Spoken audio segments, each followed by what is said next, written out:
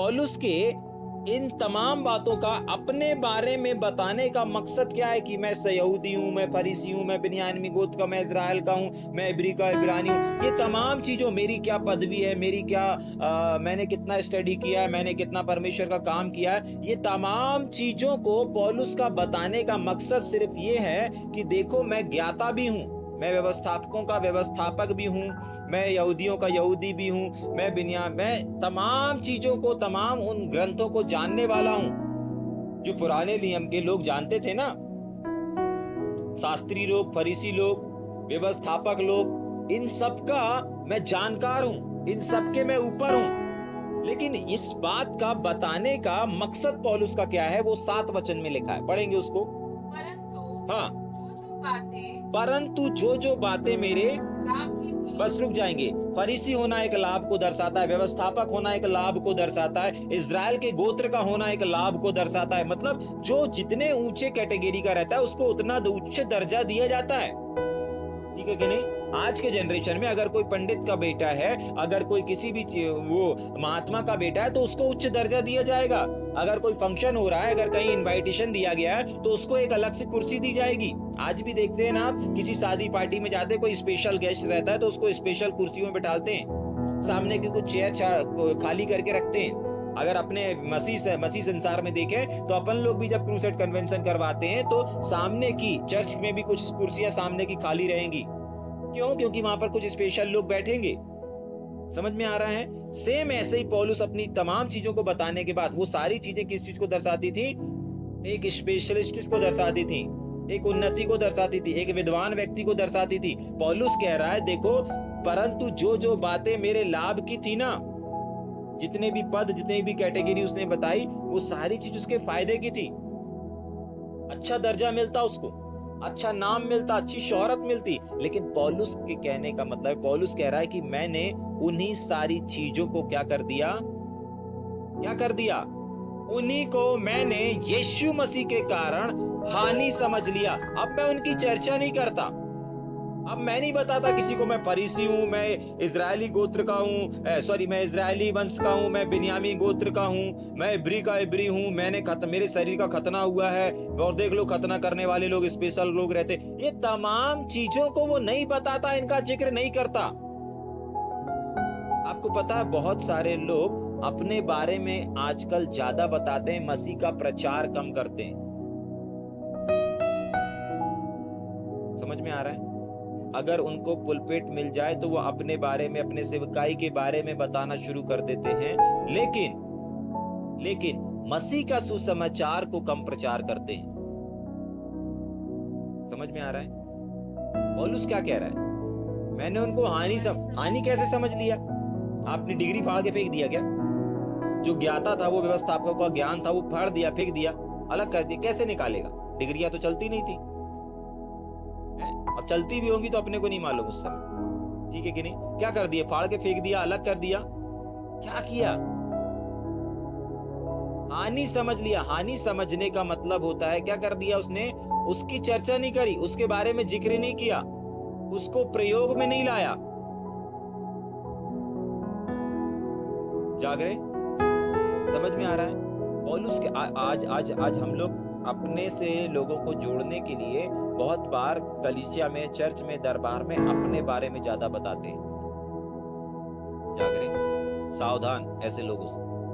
जब तक कोई आपसे आपकी टेस्टमनी को ना पूछे, या आपके बारे में, आपकी सेवकाई के बारे में ना पूछे, आपको बताने की आवश्यकता नहीं है।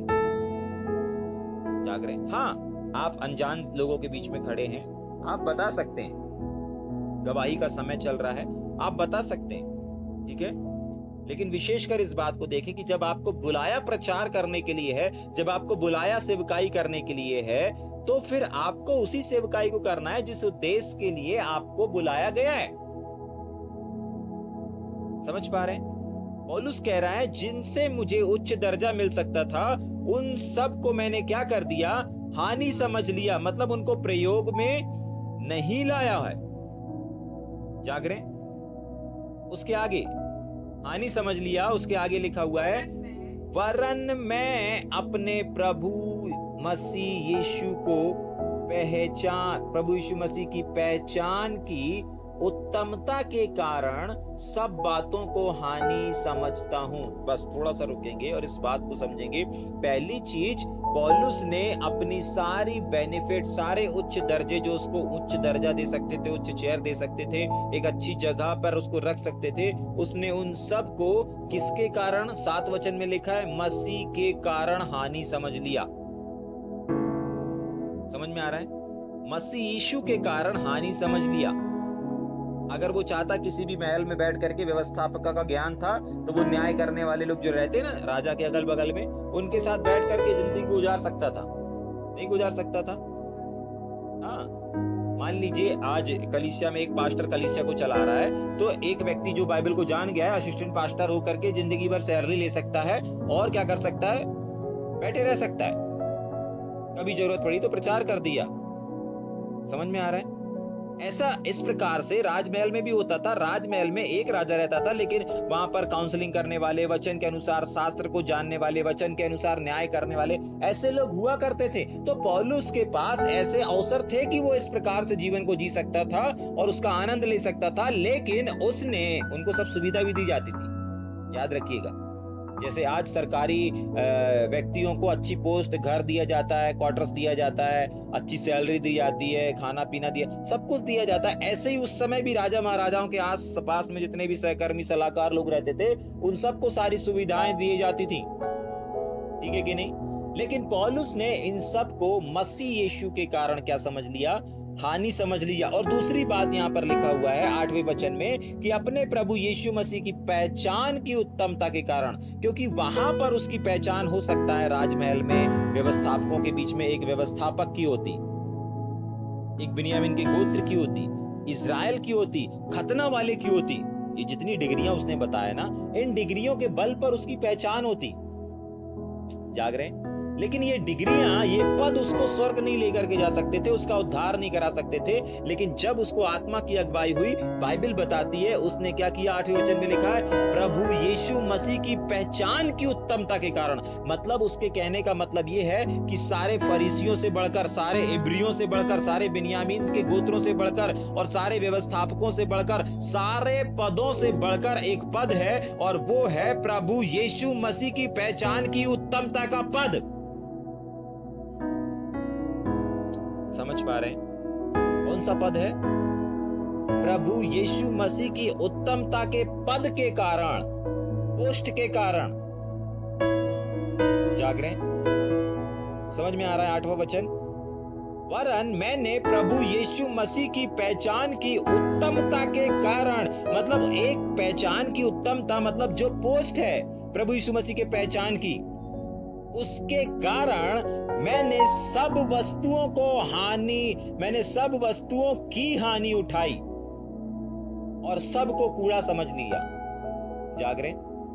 लोग बड़ी बड़ी नौकरी के लिए पैसे देते हैं, रिश्वत देते हैं, बड़ी बड़ी पोस्ट के लिए क्या करते हैं, कमीशन देते हैं, लोगों से प्रार्थनाएं करवाते हैं, अरे मुझे उस डिपार्टमेंट में नौकरी मिल जाए, अरे मुझे उस डिपार्टमेंट में रोकनी मिल जाए, मुझे वहां पर काम करने का अवसर, मुझे वहां पर मिल जाए, यहां पर मिल जाए।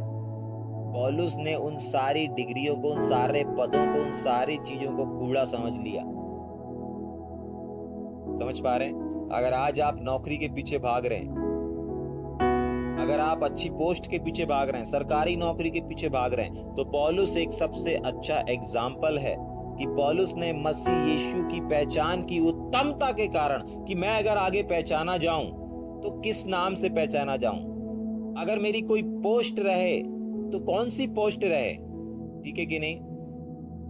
इस वजह से उसने सारी पोस्टों को रिजेक्ट कर दिया, सारी नौकरियों को रिजेक्ट कर दिया, सारे पदों को नेग्लेक्ट कर दिया। आज लोग कुर्सी के लिए कितना लड़ाई झगड़ा करते रहते ना, तुम हमारे तरफ आ जाओ, तुम हमारे तरफ आ जाओ, तुमको ये देंगे, तुमको वो देंगे। पौलुस ने उन सारी कुर्सियों को क्या कर दिया, लात मार दिया।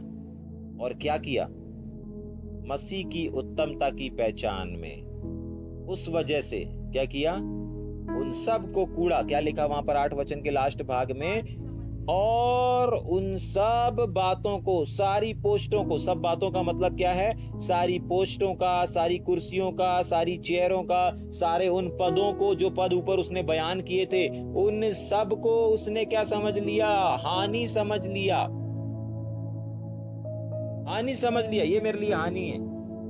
एक ही चीज चाहिए, एक ही नाम चाहिए, एक ही कैटेगरी चाहिए, और वो है मसीह यीशु की पहचान की उत्तमता। अगर मेरे को लोग जाने तो किस नाम से जाने, मसीह यीशु का एक सच्चा सेवक के नाम से जाने।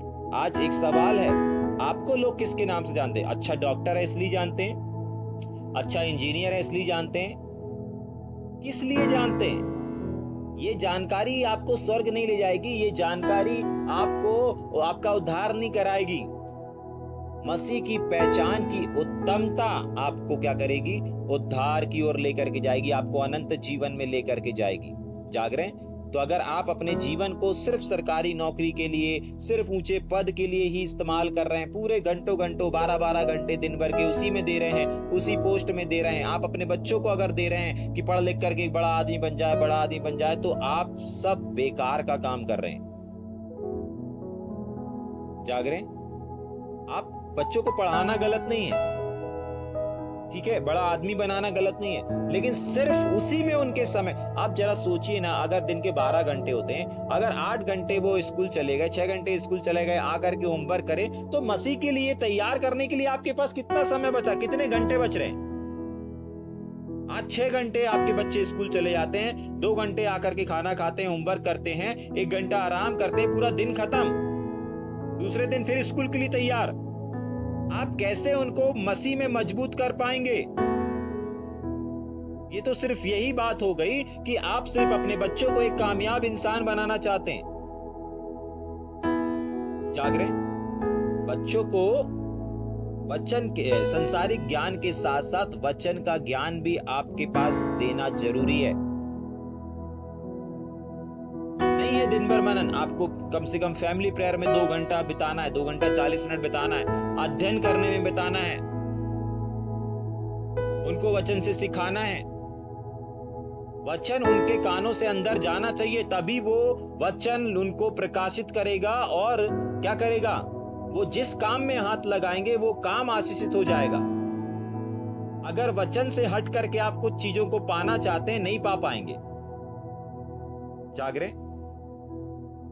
हाँ, बाइबल में लिखा हुआ है, तो मुझसे अलग रह करके कुछ भी नहीं कर सकते। इसका मतलब पता है क्या है? बाइबल में क्या लिखा है? तुम मुझसे अलग रह करके कुछ भी नहीं कर सकते। इसका मतलब आप अपने बच्चों को पूरा ज्ञान दे दो, पढ़ाई लिखाई सब कुछ करवा दो, और पूरा समय उसी में जा रहा है आपका, और अगर उसके बाद अगर आप कुछ उम्मीद कर रहे हैं कि कुछ बन जाए, तो बाइबल बताती है मुझसे अलग रह करके कि तुम कुछ भी नहीं बन सकते, और बन भी गए तो उस काम में सफल नहीं होगे। समझ में आ रहा है या ऊपर से जा रहा है?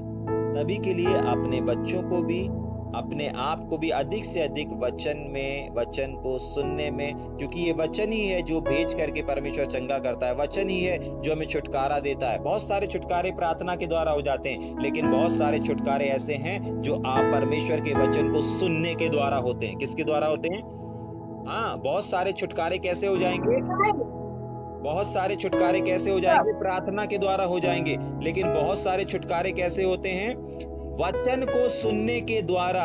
वचन को सुनने के द्वारा क्या होते हैं? बहुत सारे छुटकारे होते हैं। हर छुटकारा प्रार्थना के द्वारा नहीं होता, हर छुटकारा प्रार्थना के द्वारा नहीं होता, लेकिन बहुत सारे छुटकारे वचन को सुनने के द्वारा होते हैं। ठीक है, तो आप जितना ज्यादा परमेश्वर के वचन को सुनेंगे, उतना ज्यादा आपके जीवन में छुटकारा आता और आता और आता चला जाएगा। जाग रहे हैं? समझ में आ रहा है? तो पौलुस इस बात को बोल रहा है, मैंने सारी डिग्रियों को, सारी सैलरियों को, सारे पोस्टों को ठुकरा दिया। तो मैं आपको जिस बात को बताना चाह रहा था वो बात ये है कि अगर आप अपने बच्चों को या अपने आप को सिर्फ और सिर्फ पढ़ाई लिखाई के लिए, कोई अच्छा इंसान बनाने के लिए तैयार कर रहे हैं, तो वो सब बेकार है। अगर वो वचन के लिए, अगर वो परमेश्वर के लिए आप उनको समय नहीं दे रहे हैं, तो वो सारी चीजें बेकार हैं, वो असफल हो जाएंगे आने वाले समय में। लेकिन अगर आप अपने जीवन में उनको पढ़ाई के साथ साथ परमेश्वर के वचन में भी मिनिमम 2 घंटे आप दे रहे हैं, मिनिमम 2 घंटे अगर आप उनके साथ संगति में है, फेलोशिप में है, वचन में है, वचन उनके अंदर जा रहा है, तो आपके बच्चे जिस काम में हाथ लगाएंगे वो काम सफल होगा। समझ में आ रहा है? आपके बच्चे जिस भी काम को शुरू करेंगे, चाहे डॉक्टर बनना चाहे, इंजीनियर बनना चाहे, पायलट बनना चाहे, एरोप्लेन उड़ाना चाहे, कुछ भी करना चाहे, अगर वो उनका जीवन वचन का जीवन है, प्रतिदिन अगर वो वचन को अध्ययन कर रहे हैं, सुन रहे हैं, समझ रहे हैं, तो वो जिस काम में हाथ लगाएंगे वो काम सफल होगा और बहुत आसानी से होगा। याद रखिएगा, क्योंकि पवित्र आत्मा सहायता करेगा। जब एक व्यक्ति के पास सहायक नहीं होता तो उसको बहुत मेहनत करनी पड़ती ना। जागरे, एक दीवार में पुताई करना है, अगर अकेले पुताई कर रहे हैं तो संघर्ष करना पड़ेगा, लेकिन एक सहकर्मी अगर है, एक सहायता करने वाला है, तो बहुत जल्दी पोत के खत्म कर दोगे। समझ पा रहे हैं? हाँ, तो अगर वचन से जुड़ा हुआ व्यक्ति है तो परमेश्वर उसकी सहायता करेगा ही करेगा, पवित्र आत्मा उनकी सहायता करेगा ही करेगा। पौलुस ने सारी कैटेगरी को, सारी जॉब को निगलेक्ट कर दिया, किसके लिए? मसीह की उत्तमता की पहचान के लिए। कल मैं इस बात को बता रहा था कल की सभा में कि आप उस काम को मत करो जो कोई और भी कर लेता है, उस काम पे अपना फोकस मत करो। अब ऐसा नहीं कि आपको वो काम करना ही नहीं है, नहीं, अपना फोकस उसमें मत करो जो सब कर लेते हैं। समझ पा रहे हैं? कल मैं किस बात को बता रहा था कल रात की सभा में कि अपने दिमाग को या अपने जीवन में उस काम को कभी भी फोकस मत बनाओ, क्योंकि पहले मैंने सवाल किया था कि आप कौन सा काम करना चाहते हैं, ठीक है कि नहीं? मैंने ये नहीं बोला कि आपको कौन सा करना चाहते हैं, ठीक है? तो सबने बोला हमारा आराधना ये करना वो करना चाहते हैं, ठीक है? लेकिन बाद में जब अपन ने देखा कि आपको वो काम नहीं करना है जो काम सब कर रहे हैं, आपको वो काम करना है जो काम कोई नहीं कर पा रहा है, तब आपकी पहचान होगी, तब आपकी पहचान एक अलग ही होगी, तब आपकी पहचान एक हटके ही होगी। अरे यार, कोई नहीं कर पा रहा था, ये करके दिखा दिया। अरे कोई नहीं कर पा रहा था, इसने करके दिखा दिया। और आप जरा सोचें कि जब ऐसे में ऐसी चीजों को आप सुनेंगे तो कितनी वाहवाही नहीं होगी, ठीक है कि नहीं? आपको कितना अच्छा नहीं लगेगा कि यार, आपको खुद के अंदर गर्व फील होगा, वाह मैंने करके दिखाया, दूसरों से असंभव था, मैंने करके दिखाया, दूसरे नहीं बजा पा रहे थे, मैंने बजा के दिखाया, दूसरे नहीं लीड कर पा रहे थे, मैंने करके दिखाया। जाग रहे? लोग खुद बोलेंगे। इसीलिए पौलुस ने अच्छी डिग्री, अच्छी नौकरी, है ना, सब कुछ छोड़ करके मसीह की उत्तमता की पहचान के लिए, इस पहचान के लिए सबको कूड़ा समझ लिया, सबको हानि समझ लिया और सबको त्याग दिया। जाग रहे? एक पहचान चाहिए उसको, मैं प्रभु यीशु मसीह का कहलाऊं, मैं प्रभु यीशु मसीह की पहचान में कहलाऊं, मैं यीशु मसीह के जैसा कहलाऊं। और आने वाले टाइम में वो कर भी पाया इस चीज को। उसने कहा, एक यही व्यक्ति है जिसने बोला कि मेरी जैसी चाल चलो, क्योंकि मैं मसीह की चाल चलता हूं। और किसी सेवक ने और किसी चेले ने इस वर्ड को नहीं बोल पाया, लेकिन इसने बोल के दिखाया, मेरी सी चाल चलो। क्यों चलो? क्योंकि मैं मसीह की सी चाल चल रहा हूं। जाग रहे? बदल चुकी थी यीशु मसीह की पहचान में वो। पौलुस का जीवन बदल चुका था। पौलुस की क्या बदल चुकी थी? पहचान बदल चुकी थी। पहले कुछ भी रहा हो, फरीसी की पहचान रही हो, बिन्यामीन की पहचान रही हो, व्यवस्थापकों की पहचान रही हो, अब मसीह यीशु की पहचान है। उसकी जो पहचान है वो क्या है? मसीह यीशु की पहचान है। जाग रहे? समझ में आ रहा है? हाँ, आगे पढ़ेंगे। 8 का पूरा नहीं हुआ है शायद अभी। हाँ, जिससे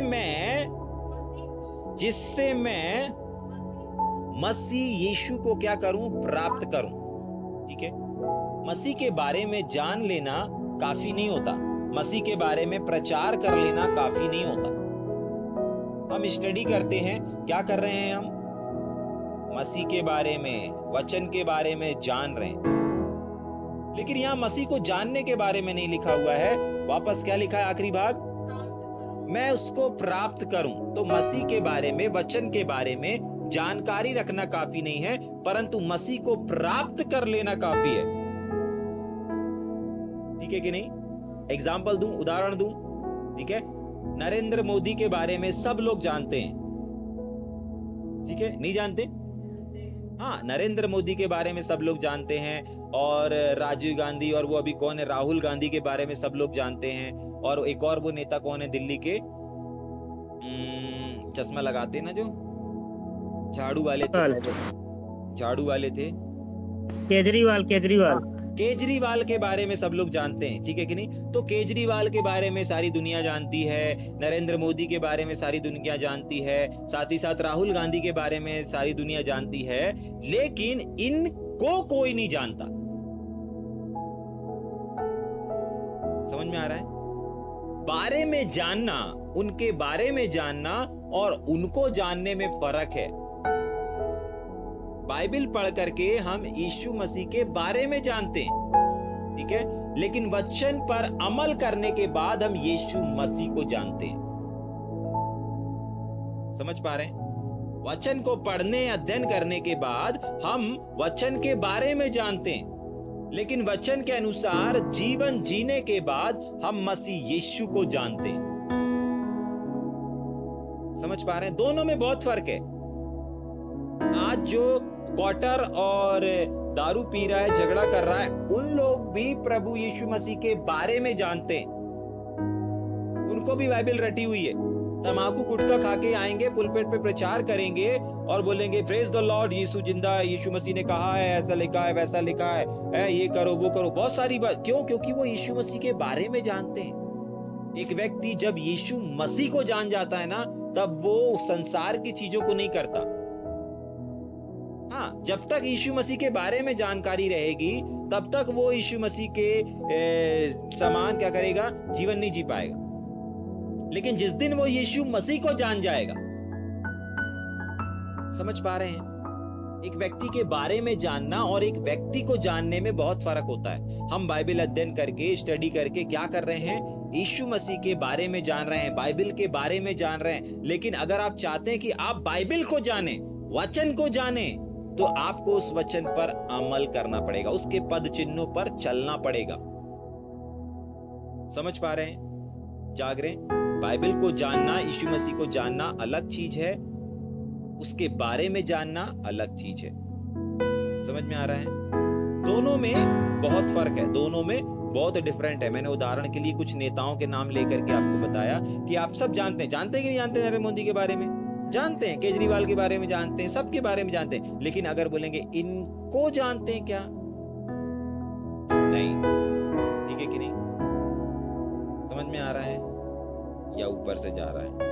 ठीक, एक वचन और पढ़ के खत्म करेंगे अपन ना। हाँ, जल्दी से। और उसमें पाया जाऊं, क्या लिखा हुआ है आखिरी में? मसीह को प्राप्त करूं, और साथ ही साथ और उसमें हाँ, तो जब एक व्यक्ति किसी को प्राप्त कर लेता है, यानी कि मैंने बताया कि किसी के बारे में जानना और किसी को जानना, तो जब ये को वाले की श्रेणी में आते हैं, समझ में आ रहा है? अपन मसीह के बारे में जान रहे हैं, लेकिन जब मसीह को जान जाते हैं ना, तो हम कहां पाए जाते हैं? जो 9 वचन के पहले भाग में लिखा है। क्या लिखा है? उसमें पाया जाऊं।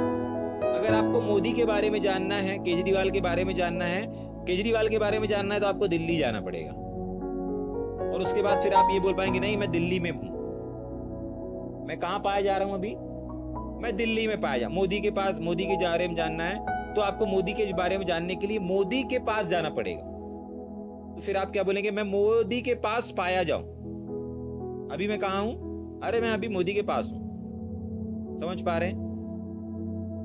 राहुल गांधी के पास, अगर राहुल गांधी के बारे में आपको राहुल गांधी को जानना है, बारे में तो आप कहीं से भी जान सकते हैं। कोई बुक उठा के देख लीजिए, न्यूज उठा के देख लीजिए, कुछ भी उठा के, चरित्र वाला उठा के, उनके काम के कहीं पे भी आपको मिल जाएगा उनके बारे में। लेकिन उनको जानने के लिए आपको उनके पास जाना पड़ेगा। तो जब एक व्यक्ति उनको जानने की कोशिश करता है, तो उनकी जो समाप्त होता है वो कहां पर होता है? उनके पास पाया जाऊं। उनके पास आपको जाना पड़ेगा। तो अगर आपको मसीह को जानना है, मसीह के बारे में नहीं, मसीह को जानना है, तो आपको परमेश्वर के वचन के अनुसार चलना पड़ेगा। उसके बाद आप क्या रहेंगे? उसमें पाए जाएंगे। जैसे पौलुस कह पाया ना कि मैं मसीह में हूं, मसीह मुझ में है। ठीक है कि नहीं? मैं उसमें जिंदा हूं, मैं मसीह में जिंदा हूं। अब मैं जिंदा ही नहीं रहा बोलता है, अब मसीह मुझ में जिंदा है। मतलब मिल गए थे, घुल मिल गए थे। समझ में आ रहा है? जीवन इम्पार्ट हो चुका था। मसीह का जीवन पौलुस के जीवन में आ चुका था। पौलुस मसीह के जीवन को जी रहा था। पौलुस मसीह के समान बोल रहा था। पौलुस मसीह के समान चल रहा था। पौलुस मसीह के समान देख रहा था। पौलुस मसीह के समान सिखा रहा था। तभी के लिए वो बोलता है अब मैं जीवित नहीं रहा, मसीह मुझ में जीवित है। तो वो कहां पर पहुंच गया? मसीह के बारे में नहीं, मसीह को जान गया था। समझ में आ रहा है? और अब वो संसार में नहीं लेकिन मसीह में पाया जाता था। जाग रहे हैं? हाँ, अब एक सवाल के साथ अपन खत्म करेंगे कि आज हम और आप कहां पर हैं, किसमें पाए जाते हैं? जाग रहे हैं? अगर एक व्यक्ति प्रभु का समय बाहर किसी और काम में गुजार रहा है, वो मसीह में पाया जाया नहीं, वो मसीह के बारे में जानकारी रखता है। अगर कहीं पर मीटिंग का समय है, चर्च का समय है, दरबार का समय है, दरबार के टाइम पे, चर्च के टाइम पे, प्रभु की संगति के टाइम पे, या बोला जाए तो स्टडी के टाइम पे, या फैमिली प्रेयर के टाइम पे, जो समय आपका निर्धारित है उस समय अगर आप कहीं और पाए जा रहे हैं तो अभी आपकी जानकारी मसीह यीशु की जानकारी तक है, मसीह के बारे में जानकारी तक है। आप अभी तक मसीह को नहीं जाने,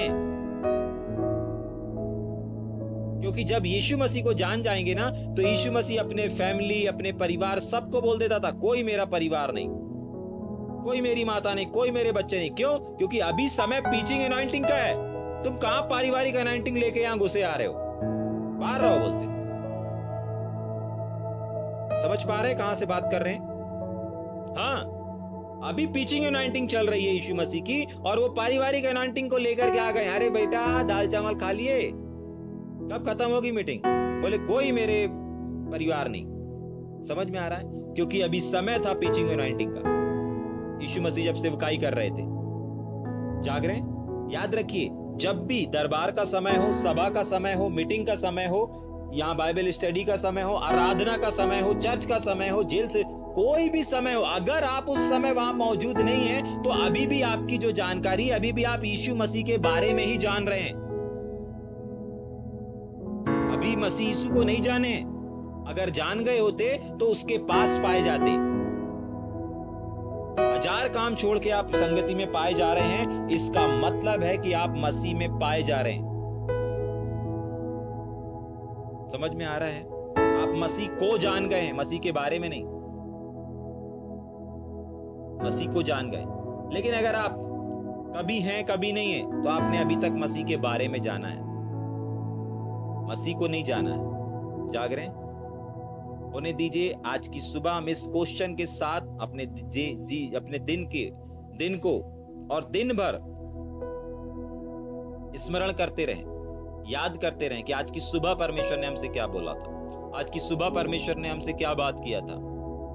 किसमें पाए जाते हैं, किस चीज को हम ठुकरा रहे हैं, किस चीज को हम हानि समझ रहे हैं। पौलुस कहता है मैंने सारी नौकरियों को, सारी सरकारी नौकरियों को मैंने ठुकरा दिया। आज पता है आज के जमाने सरकारी नौकरी के पीछे 10-20 हजार की नौकरी के पीछे भाग रहे हैं। उनको वो चाहिए। हाँ आवश्यकताएं हैं, हाँ जरूरतें हैं, मालूम है, लेकिन परमेश्वर का वचन भी तो कुछ बोलता है। मेरी खोज करो, मैं तुम्हारे सामने तुम्हारे अनुसार जॉब को लेकर के आऊंगा। समझ में आ रहा है? एक सरकारी नौकरी के लिए सभा छोड़ देंगे, मीटिंग छोड़ देंगे, ये कर देंगे, वो कर देंगे, ये त्याग देंगे, वो त्याग देंगे। समझ में आ रहा है? पौलुस यहाँ पर कितनी नौकरियां छोड़ करके बैठा है, और वो भी सरकारी नौकरियां छोड़ के बैठा है। राजमहल की नौकरियां मतलब सरकारी नौकरियां थी। सारी सुख सुविधा जो एक सरकारी नौकरी वालों को मिलती है, वो सारी चीजें पौलुस को मिल रही थी। क्या किया? कूड़ा समझ लिया। क्या सीखा अपन ने? हानि समझ लिया। किसके कारण? मुझे एक पहचान चाहिए, मुझे राजमहल का शास्त्री नहीं कहलाना है, मुझे राजमहल का फरीसी नहीं कहलाना है, मुझे राजमहल का व्यवस्थापक नहीं कहलाना है, मुझे मसीह यीशु का सेवक कहलाना है। जाग रहे हैं? समझ में आ रहा है? आज सवाल यह है कि आप क्या चाहते हैं? आप किसको कूड़ा समझ रहे हैं? मसीह यीशु का। कुछ लोग पता है उल्टा कर लेते हैं, कुछ लोग मीटिंग को कूड़ा समझ लेते हैं, कुछ लोग सभा को कूड़ा समझ लेते हैं, कुछ लोग संडे सर्विस को कूड़ा समझ लेते हैं। किसके वजह से? परिवार की वजह से, नौकरी की वजह से, तमाम चीजों को कूड़ा समझ लेते हैं। किसके लिए? संसार के लिए। पौलुस कहता है मैंने संसार ही को कूड़ा समझ लिया, सारी अच्छी अच्छी नौकरी को, पैसे को, धन को कूड़ा समझ लिया मसीह के लिए। जाग रहे? समझ में आ रहा है या ऊपर से जा रहा है? सोचे, विचार करें, आज आपने परमेश्वर के लिए, मसीह के लिए किसको कूड़ा समझा है? जाग रहे? किसमें पाए जाते हैं आप? संसार में पाए जाते हैं? किसको जान रहे हैं? आपका स्टडी अभी तक कहां तक है? यीशु मसीह के बारे में जानकारी है, मूसा के बारे में जानकारी है, पौलुस के बारे में जानकारी है, या चलो पूरी बाइबल आपने जान लिया है, लेकिन क्या आपने उस बाइबल के लिखने वाले को जाना है? उसको जानने के लिए आपको उसके पास जाना पड़ेगा, उसके साथ व्यक्तिगत समय बिताना पड़ेगा। समझ में आ रहा है या ऊपर से जा रहा है?